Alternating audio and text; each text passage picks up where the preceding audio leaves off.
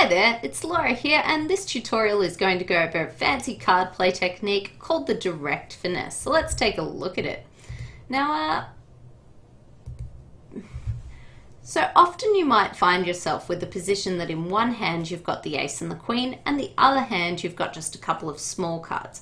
What I'm doing here, I'm pretending that I'm declarer as the south hand, or this hand down the bottom here. It's my turn to play with the 7 and the 4. And in the dummy, I'd see the ace and the queen. Now, what I've done, I'm just looking at this spade suit all by itself. All the other cards have been played. We're just looking at these last few cards and basically what can happen. And normally you wouldn't be able to see the opponent's cards, but for the purposes of this demonstration, it's best if you can see them. So what I'm looking at is how I can actually win 2 tricks here. Normally, I'm only entitled to 1 trick because I've got the ace, that should win a trick, but I shouldn't be able to win a trick with my queen. My queen, it should be captured by the opponent's king. Now, if I do play it correctly, I might be able to get a trick that I'm not entitled to. I might be able to get a second trick through a move called the finesse, and we'll have a look at it how it works. So just in the normal course of play, if I played out my ace, let's just have a look at what would happen. If I played my ace, I get that 1 trick, but in the end, I'm going to actually lose when I play the queen because the king's still going to get to win a trick.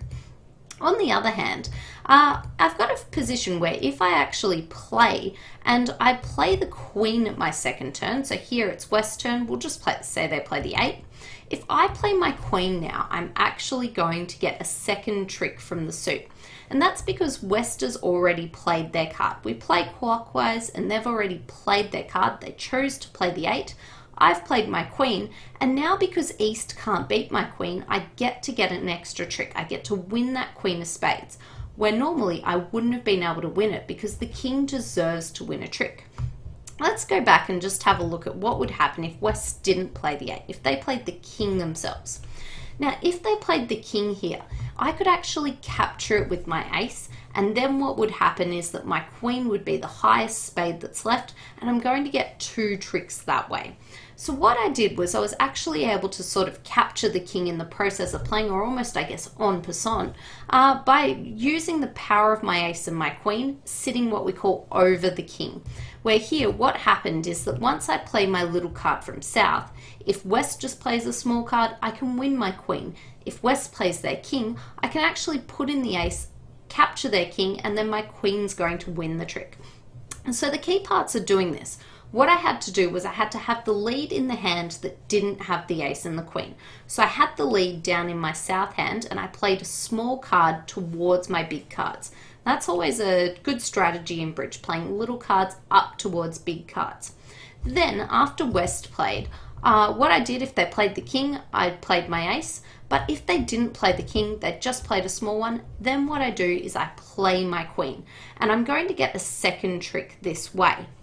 Now, this idea of a finesse, it does need a little bit of luck to go your way, because what would happen is that here, West actually has the king, and this is going to work. But imagine if the king was actually over in the east hand, over at the side that's got the 10 and the 9. Instead, imagine if they had the king.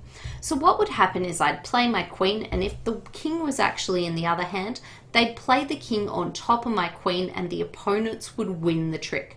So this is what would happen if the king wasn't in a favorable position for me. This is the luck element that comes into it. I needed to have a favorable positioning of where the king was. If West has the king, I can get 2 tricks. If East has the king, I can't get 2 tricks. I only get the 1 trick that I'm entitled to.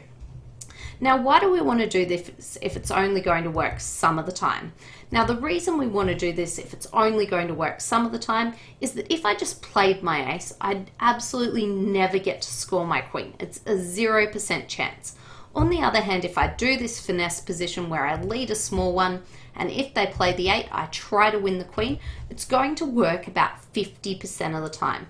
50% of the time, our West player is going to have the king, and there's just nothing they can do.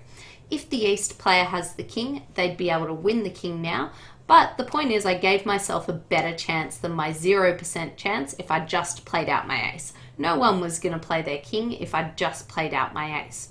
So this is called a finesse, and the way that it works, the direct finesse, is that normally we'll have the ace and the queen in one hand and you'll have small cards in the other hand, and what you want to do is you want to play a small card from the opposite hand and then wait and see what the opponents do. If they play the king, you just capture it with your ace.